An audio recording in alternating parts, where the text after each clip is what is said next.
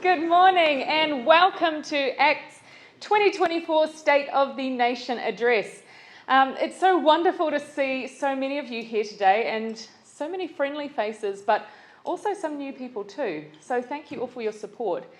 I just wanted to start off by firstly thanking everybody for your support over these last few years. You know, we had a fantastic election result. This is the first time I've had to be able to address you since the election. And since then, not only have we won 2 electorates, and I see some friendly faces from Tamaki here too, but we've been able to be a successful part of a coalition government and form a new government. And that's an exciting moment in history for ACT. But it's not exciting just for us up here as ministers and as members of Parliament, but it is for all of us here in this room. Our success in ACT is in part thanks to you and all of the volunteers and the supporters up and down New Zealand who actually give up their time and their support to help us. So thank you very much.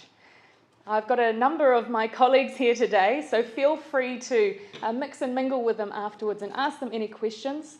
I'm really proud of the team that we've brought into Parliament this year. I think we're going to be a spectacular team. Now, we had a great term last term, but I think this one's going to be even better. But without further ado, today we're here to hear from the ACT Party leader, David Seymour. I know we're all ready and we're waiting. So without further ado, David Seymour.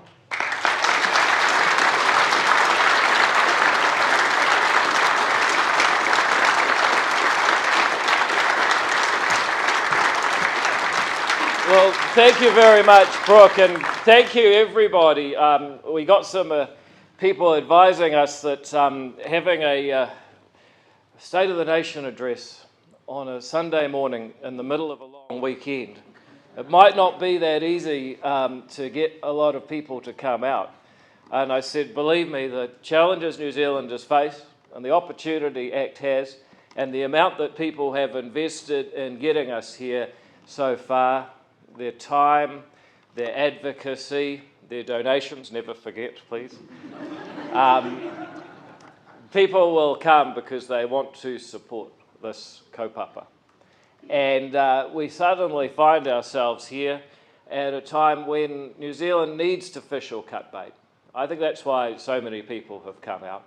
But for whatever reasons you may have, I want to thank you for buying a ticket, getting up on a Sunday morning, and being here because you care about New Zealand. And this is about the state of our nation. As a new government establishes itself at the start of 2024, we have a story about challenges outside our borders, how we New Zealanders can prepare within our borders, and the role that ACT plays in ensuring that New Zealand does. And I've long said that our country has a long-term political cycle. There's periods of golden weather. There's the early 60s and early 70s, and then there's the 90s and the early 2000s. Good times when we felt like New Zealand could be anything. And then there's periods that follow those times of growing frustration. There's a few people, I can't see many, but 1 or 2 around in the early 80s. And then there's now, the early 2020s. And each time we go through this process, there is a rebirth, because our country has a great capacity to reinvent itself. And each time it goes through one of these shifts, it comes out the other side as a nation more inclusive, more mature, and prosperous than before. Our government has been elected, I believe, at one of these times of change. And it will be judged. It could be viewed as midwife to another reborn New Zealand, stronger and freer again, or it could turn out to be just another spectator to ongoing decline until some other government, perhaps with some other ideology, takes the path of our country somewhere else entirely. So a wise man once said, you get one shot, one opportunity. New Zealanders are ready for change, and if we don't take care of their concerns, then someone else will. And this happens in a world outside where nearly everywhere you look offshore, there be dragons. But unfortunately in that period, New Zealand's government has been asleep. For 3 years, our foreign minister was also the Minister for Local Government. Now that's in a practical arrangement, to be polite. Add on COVID and she barely left the country. While in the outside world, our only true ally is ramping up its defence at an extraordinary rate. And so are the Japanese and Chinese, among other Pacific powers. In short, our backyard is becoming a contested space, and that's part of a worldwide trend of democracy and retreat that we cannot ignore the way we have in recent times. Since the GFC, there's been fewer countries practicing democracy, and those that do are practicing it with less sincerity than they once did. That underlying narrative that's kept us feeling safe and warm for the last 30 years, that the good guys always win like some Hollywood movie, is fading to greater geopolitical uncertainty. And there's nothing that sums up that retreat of democracy better than the extraordinary presidential races that are playing out in the United States. I was actually visited there over Christmas, and not everyone can have a holiday. If you're a political nerd, it's harder than most, but I asked dozens of Americans, who's going to win your election this year? Now, full disclosure, I was in the South, but the most common answer, in fact, overwhelmingly, was Trump. Why? Because life was better before. And because my favourite, he has, quote, steel balls. It's not like there's too much writing on it. And then I would say, well, yeah, but what about all these court cases? Oh, it's just a jack-up because he's winning. Now, I don't want to take sides in another country's election, of course, but let me just say this. Any democracy needs trust in its institutions. And when half the people think the leading Republican candidate is corrupt, and the other half think that the justice system is corrupt for saying so, then you've got a problem of division, something that I think is resonating around the world. And a divided America is bad news for Ukraine, it's bad news for Israel, it's bad news for Taiwan. When you think about it, it's bad news for all small countries that have benefited from that security umbrella for a long time. And it tells us, as New Zealand, when we're thinking about the state of our nation, that we will need to be much braver in a more dangerous world in years to come. And what comes from that is that it's much easier to be brave when you've got your own house in order.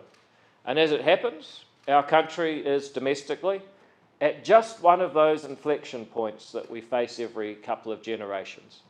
We cannot serve the world by playing small. Unfortunately, that is the well-worn approach of New Zealand politics for all of this century to date. In fact, it's really hard, you can challenge yourself, to think of ambitious policies that have been made in New Zealand since the year 2000. And I would describe the start of this century as a couple of lost decades. The problem is that under Key, Clark and Ardern, we marked time. There was no innovation, and the problems have gradually mounted up, much as they did through the 60s and early 70s. And what those governments had in common is that they denied problems. They said there was no housing crisis when ownership rates were in free fall and houses cost 10 times income. It's not sustainable for a society. It might be sustainable for a market if you print enough money, but it's not sustainable for a society. They said that if kids got more NCEA credits, that was the same as getting more education, even as the students were falling down the international league tables. And they told us that population growth was a good substitute for productivity growth, even as we stressed our infrastructure but didn't actually get richer. And perhaps the biggest thing they told us was that gradual erosion of liberal democracy, as it's commonly understood around the world, was actually a new and enlightened biculturalism. Not only did they deny we had problems, but they governed without values. most of all, they eroded the simple idea that a person can make a difference in their own life. And you just have to ask yourself, when did you last hear a political leader plainly state that doing your homework, earning a living, making sure your kids go to school with lunch, and following the laws, well, there's no reward for that. That's just your basic responsibility. You know, these are basic truths, but it's funny, even reading them out has come to sound quaint in a world where your identity can matter more than your activity. And the third thing, after denying reality and eroding good values, is that these governments in these lost decades, they made bad policy. And without accepting problems or applying good values, bad policy is the inevitable result. So at school, come back to those students, they found the curriculum was gutted, exams were replaced with credits. Tenancy law, employment law, criminal law, they all became fuzzier, with more rights but fewer responsibilities. And increasing benefits for people who don't work became a political contest that both sides of politics participated in, while the responsibility to actually work became kind of secondary in welfare policy. That's just a sample of the last 20 years. And that's why there could never be a better time for real change. But you can see that not everybody is on board for this. For example, Exhibit A. The media calls this coalition the most right-wing government since the 1990s. Now, I know our friends in the press are excited about the election result, and we welcome them cheering us from the sidelines. But, I mean, let's just think about that comment for a second, the most right-wing government. Since 1999, New Zealand has had 2 left-wing governments and 1 very centrist government. We've been drifting to the left, sometimes slowly, sometimes a bit faster, but over the last quarter century, all governments have eroded that simple idea that you are the person that makes a difference in your own life. There's been a cultural shift instead towards the idea that when a problem is to be solved or if life needs to get better, then there's someone in Wellington, if we just hire another 1,000 bureaucrats, who will do it for you. And our change in values has resulted in more regulation of how you use your property or your business. It's meant that government is spending more of your money, much of it wastefully, and taxing you more to pay for it. And since the 1990s, the government has steadily crept further and further into your life. And the results, well, we've talked about them already. Education results going backwards, 1 in 10 New Zealanders on a main benefit, the price of a house out of reach for most young New Zealanders, productivity flatlining. But that's where the bad news ends. Because you see, the thing is, if a problem defined as a problem half solved, then the evasion of Clark Key and Ardern's lost decades tell us that the new government must openly accept problems exist. And I believe that we have a government that is refreshingly ready for that reality. We accept that if this government doesn't figure out how to get kids out of violent homes and into school so they can build their own lives, the cost will be measured in victims and prison beds. We accept that if we don't consent building infrastructure and fund it so that there's places to live for the next generation, then they'll decide that they're not wanted and they'll find another country that does. Unfortunately, too many are doing that right now. And there's a political element to this. We know that Generation Z will support whichever party makes them property owners, possibly for the rest of their voting lives. And we accept that if government policy doesn't treat all people equally as human beings, then we'll gradually find that division becomes the norm.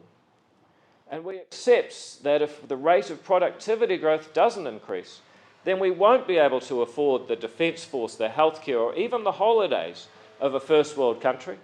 We'll lose that status.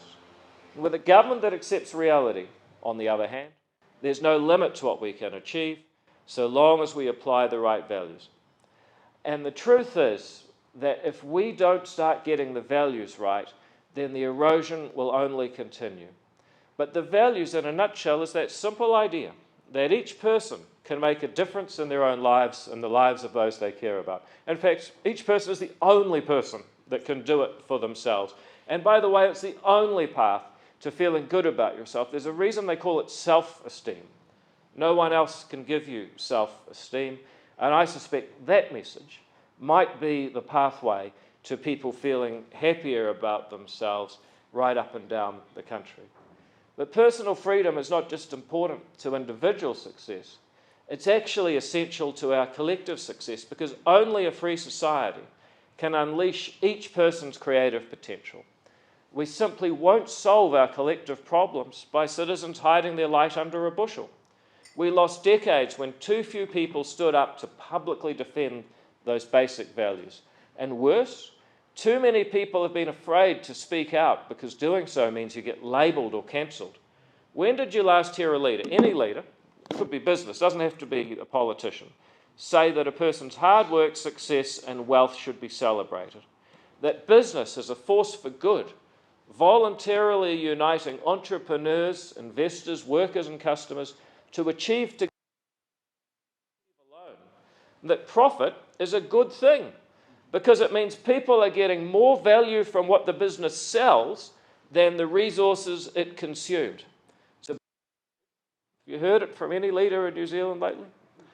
That higher wages come from higher productivity, not from politicians simply legislating that people be better off. And that lower, flatter taxes leave the reward in place for people to work, save and invest. That new regulations should only be foisted on New Zealanders when there's no other solution and the benefits outweigh the cost, not for one coalition of voters to whack another at the ballot box by stopping them doing things that they disapprove of.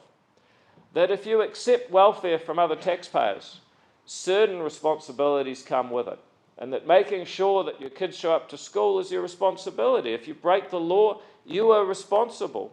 Not your mental health, not your workplace, you. An act will continue.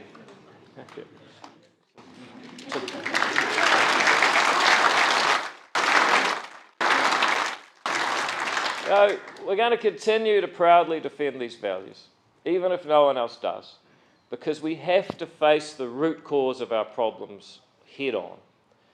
If we can put the right values back in government, but we shouldn't underestimate the massive challenge that lies ahead as we try to do so. There are hundreds of noisy groups who don't want to see those values put in practice, and the media will give them a platform every night at 6 p.m. It's easy for governments to back down in the face of negative headlines. When you see negative headlines, you must hold the line. And standing up to them will take courage and initiative. The good news is that this government is ready to accept reality and implies the right values to implement better policies.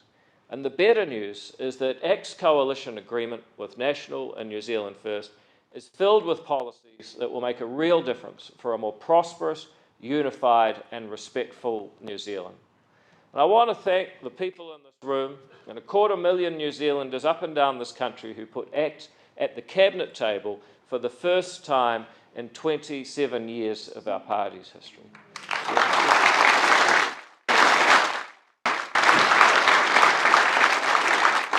What you've done is you've empowered us to build a freer country with more opportunity for generations to come.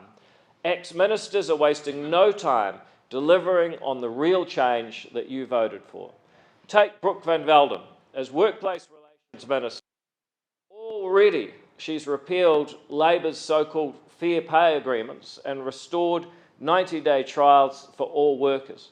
Now she's got her sights set on simplifying those burdensome health and safety laws that have not made the workplace safer, but they have ensured that you have to dodge orange cones all the way to work. She's also committed to changing the laws around contractors so people actually have the freedom to contract, what I view as the ultimate safety valve on bad employment law. In short, Brooke is making it easier for one New Zealander to offer another New Zealander a job, and both of them to make a difference in their own lives and the lives of those they care about.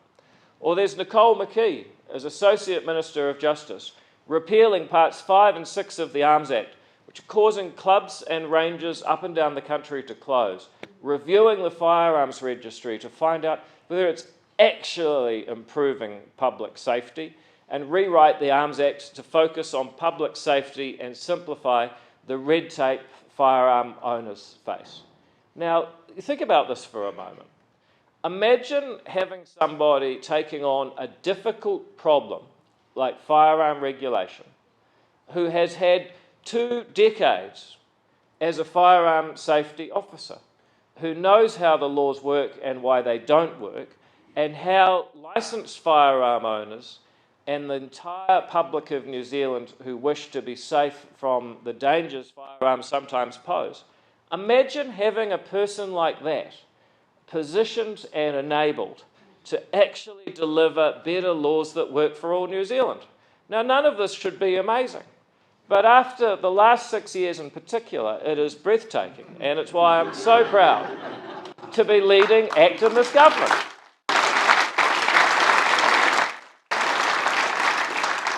But she's also going to bring back 3 strikes to ensure the worst criminals get longer in jail and make sure that our anti-money laundering laws are simpler. Let me just give you an example of that. I was reading the paper the other day, and I read about a company that had been formed last month, paid $700,000 in cash for a house that is now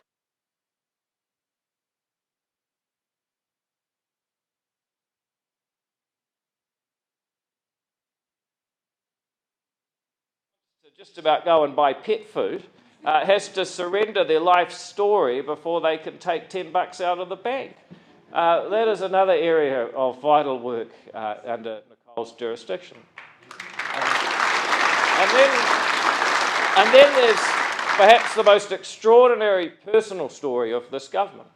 How somebody who has bravely told the story of how she was a victim of SIPs or SIFs or whatever it was called at the time, or now Oranga Tamariki, is actually now the Minister for Children, enabled and empowered to finally put the most vulnerable New Zealanders, those children not being looked after by their biological family, into safer places, to build the pipeline of surrogates, to have proper watchdogs to make sure the surrogates don't themselves become abusers, and to take kids out of families where they're in danger and put them in families where they're safe. You see, oftentimes these things are made out to be complicated. They're actually very simple. She plans to repeal Section 7AA of the Oranga Tamariki Act, which has led to children being removed from safe, loving homes because their caregivers were the wrong race. It's actually like you're waking up from some sort of weird nightmare where that was the norm for policy making for years and years. Now the likes are in Cabinet to change it, and I couldn't be prouder to be leading acts at a time like that.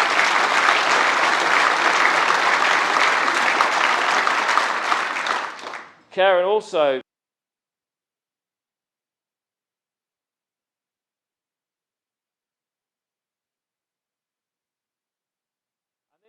Andrew Hoggard, Associate Minister for the Environment, improving farm environment plans so they're more cost effective and pragmatic for farmers, so the implementation of new significant natural areas will actually require some respect for the person whose property it is, because, you know, they might want to conserve it too.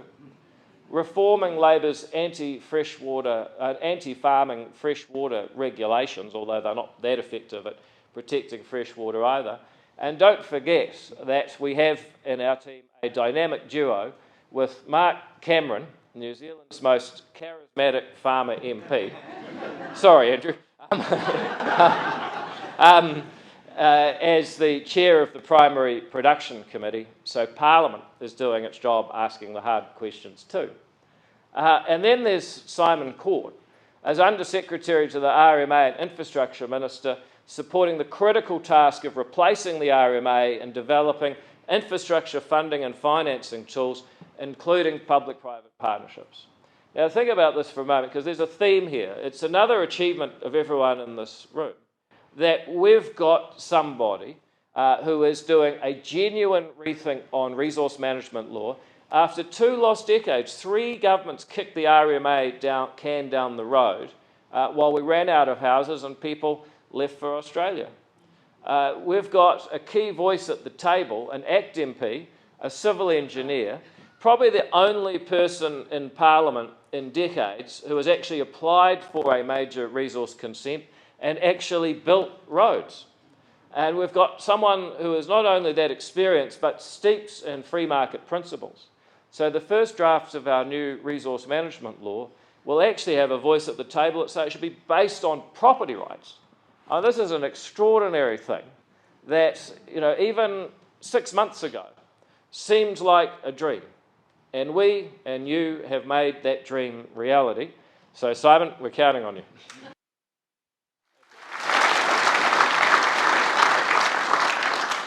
Now, a lot of people coming into government were smart and tried to become in charge of departments that existed, which is a trick I missed. But as Minister for Regulation, this is something that's sorely needed.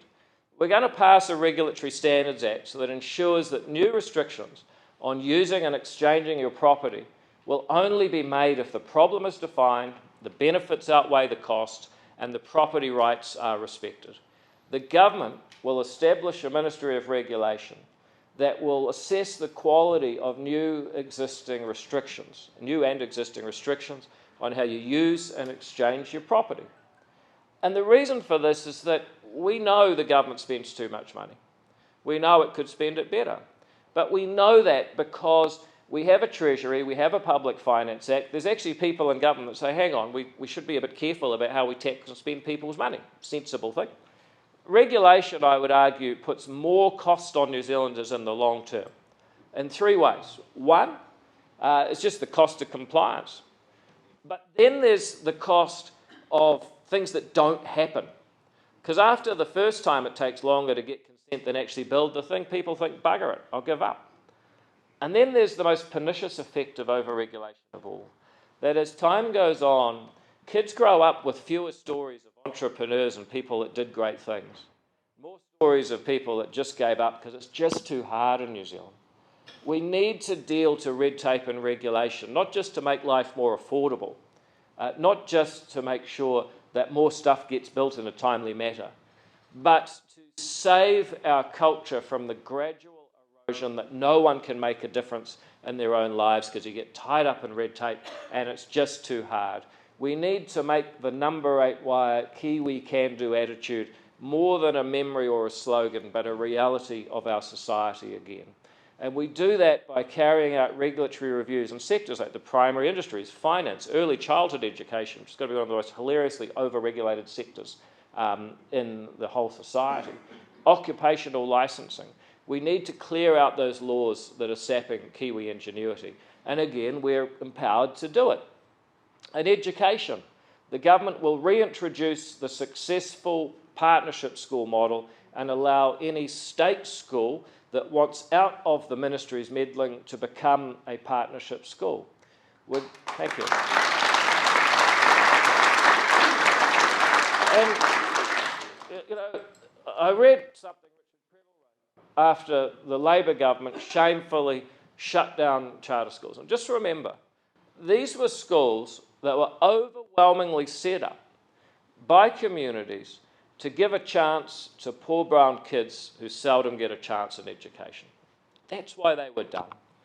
Labor closed them down and refused to even do an evaluation of whether they were working. You know why that is?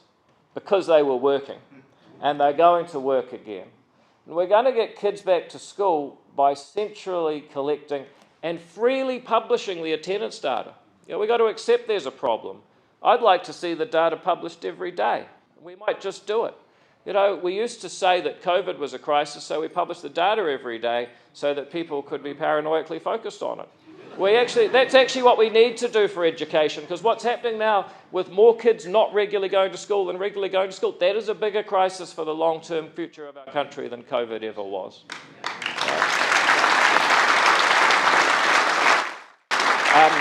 For my sins, I'm also the Associate Minister of Education responsible for attendance, so watch the space. And we're going to restore balance to the New Zealand history curriculum, moving away from the idea that every problem in New Zealand was caused by colonisation. Some were, but not everyone. And we're not going to solve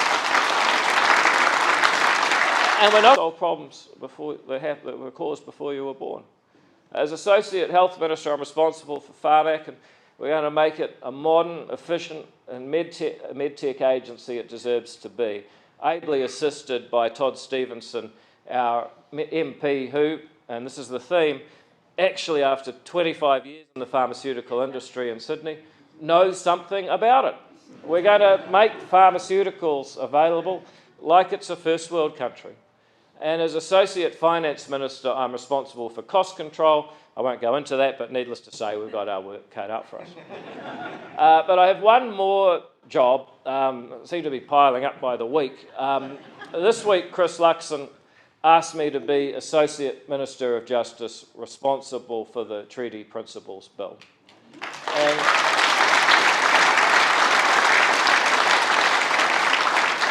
And let me say something for our coalition partners, Winston Peters and New Zealand First and Chris Luxon and National. This wasn't their policy. It's a policy that they'd rather not be doing so they can be doing theirs. But in the spirit of a coalition, we are all working together much, much better than the left and the media feared. And we are going to give this policy a fair shake so that people can finally have a say. And ahead of Waitangi Day, I'd like to run through why ACTS is advancing this bill. And I say run through because there's been people in the press reporting details as if it's a huge surprise just in the last few weeks, and then misreporting them too. We've had this on our website for almost 2 years now, so there's not a lot of excuses, but they're going to find one if anyone is. New Zealanders, I believe, want to ensure that the wrongs of the past are put right. They want to ensure that every child has equal opportunity.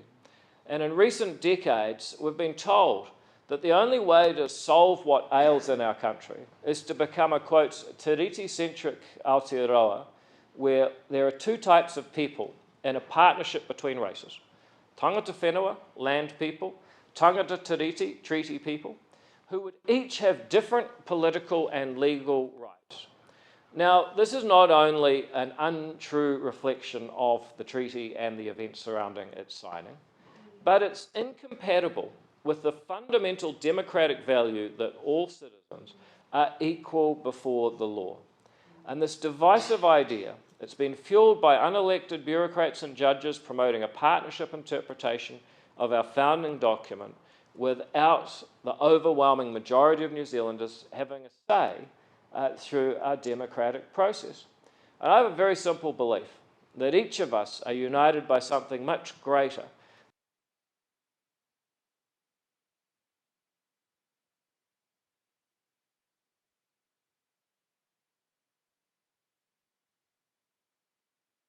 All of the good movements in history. Universal suffrage when it comes to voting. Civil rights in America, the end of apartheid in South Africa, the rights of people from any sexuality to be themselves and marry as they wish.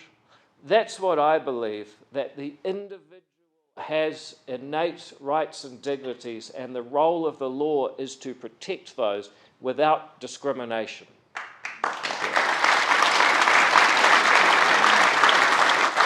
And when it comes to the Treaty of Waitangi, we can, as a country, make one of two simple choices. We can either believe that the treaty created a partnership between races, as some say, or we can believe that it delivers what it says itself in the Māori version, ngā tikanga katoa rite tahi, the same rights and duties. That is the fundamental question. If you believe the treaty is a partnership between races, then you have to believe that tangata whenua have different rights and duties in New Zealand from tangata tiriti. And that means people get different positions in government, they get treated differently in the workplace, they get treated differently on who their ancestors were, not what they do today, their character or their own behaviour. That's one way you can go. The alternative is to believe we're all equal and each of us should have chances and choices in life to be the best that we can. And my belief is that the latter is the only way forward for any society to flourish and be peaceful. Yep.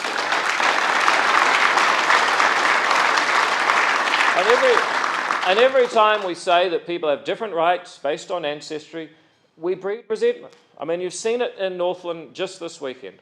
A small group of people that no doubt some media will portray as somehow representative of all Māori. They're not. That is a prejudice in itself. They're not. But a small group of people who have bought the idea that somehow they have a different set of rights, that they are tangata whenua and therefore they can enforce rights around who can access a boat ramp with their own powers. Now, anyone else in New Zealand that doesn't like the rules around fishing can vote, they can lobby their MP, they can start a petition, they can write a piece in the paper, they could run for Parliament themselves. There's a million things that you can do in a democratic society. But what you can't do is start saying, I'm making my own laws and I'm going to take the law into your own hand. When a group of people believe that they can do that, and it seems to be a direct corollary of this belief that there's a partnership and that there are two sovereignties, when a group of people, you end up with chaos and it makes the whole society work so much worse than it needs to. More importantly is creating the idea that which group you're a member of is more important than your basic value as a person. And one of the worst ideas in history is that simple idea that the group comes first and the individual comes second and is valuable only as a member of that group. It allows people to other people. It allows them to dehumanize and say, well, you're just a member of that group. And ACT is promoting a proper debate on the treaty principles. And our treaty principles bill would be passed by Parliament to say the treaty means what it says and says what it means. We take the Māori text and we take what it literally says, that the government has the right to govern. Some say that some Māori chiefs didn't cede sovereignty. The reality is there's 5 million of us on these islands, and the practicalities of living together means there must be one law and one government, as illustrated by the boat ramp protest this weekend. The second article says that we each have a right to tirorangatira, or self-determination. Now, there are those who say that only applies to Māori. Okay, we say it should apply to Māori, and we say it should apply to everyone for a number of reasons. One, as I said, we're all human. Two, many people who are Māori are also proud of their other whakapapa from around the world. So it seems crazy to try and divide the right to self-determination and property to only apply to some citizens. We believe that it should apply to all, and that's backed up by the third article, which says that we have ngā tikanga katoa rītatahi. Once again, the same rights and duties. Our bill means that Parliament would legislate that those are the principles, and that means that we are not a partnership between races. We are not people who have to look to our family tree to find out how we fit in. We're all New Zealanders with the same basic rights, and with that platform, constitutionally, we can get stuck into tackling the real problems and challenges that New Zealanders face, many of which, whether it be housing, victimisation by crime, education, poverty or health, disproportionately affect Māori. And that is the critical distinction that's missed here. Creating different political rights to, for example, be on the board of a Three Waters entity, RIP I might add, that is not actually going to help with the underlying problems of material inequality that we all want to solve. The arguments that we're hearing against our initiative so far are not going to work. So I say to those opponents, come out in a uniting debate. Don't call anyone who disagrees with you racist. What you say is not only true, saying it cheapens a powerful term. And don't act like some 16th century priest saying we're not allowed an opinion because we're not experts. We've been through that. We had the Reformation. The treaty fits on one page and we can all read it. Everyone is allowed to express and have an opinion. And don't say or even hint that there will be violence if you don't get your way. That is just pathetic. These arguments pave the road to division. Take those arguments off the table and try dialoguing like adults. Instead, just answer this. If the treaty is a partnership between the Crown and only Māori, then what is the place of a child born in this country today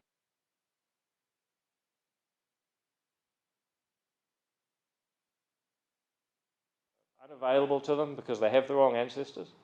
And if the answer to that is yes, then where are the successful societies that treat people differently based on their ancestry? What is the model for the future of New Zealand based on those treaty principles? On the other hand, if the answer is no, then we have a bright future, but it requires casting off the divisive notion that the treaty is a partnership between races, between tangata whenua on the one hand and tangata tiriti on the other, and embracing the treaty as a commitment to all New Zealanders having freedom under the law. Leaders in Māoridom who have the ear of the young need to ask themselves, are they dealing with the issues responsibly or simply inciting baseless racial resentment?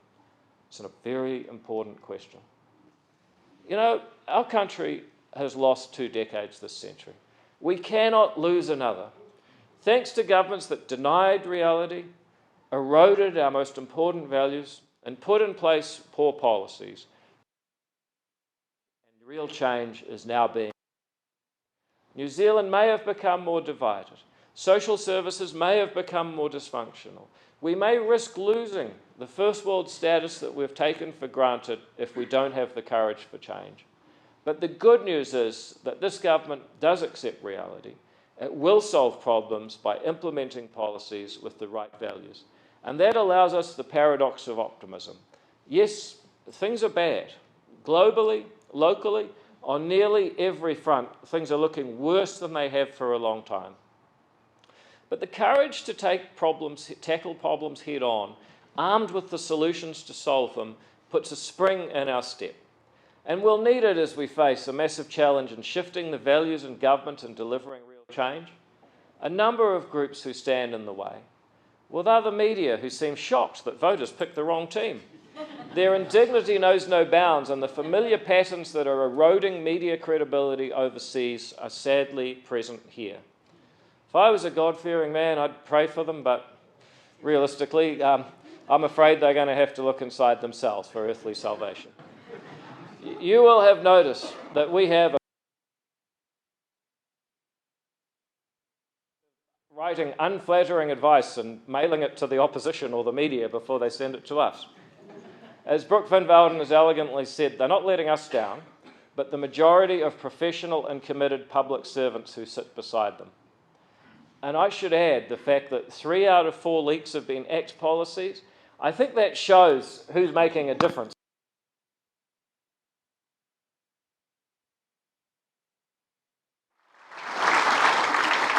And then there's the parliamentary opposition, who have little interest in honouring this great institution of ours. We saw it in Labor's multiple and demonstrable lies during the campaign. But the bad news is they're the kind of mature and responsible coalition partner. The Greens have nearly completed their purge of environmentalists. As soon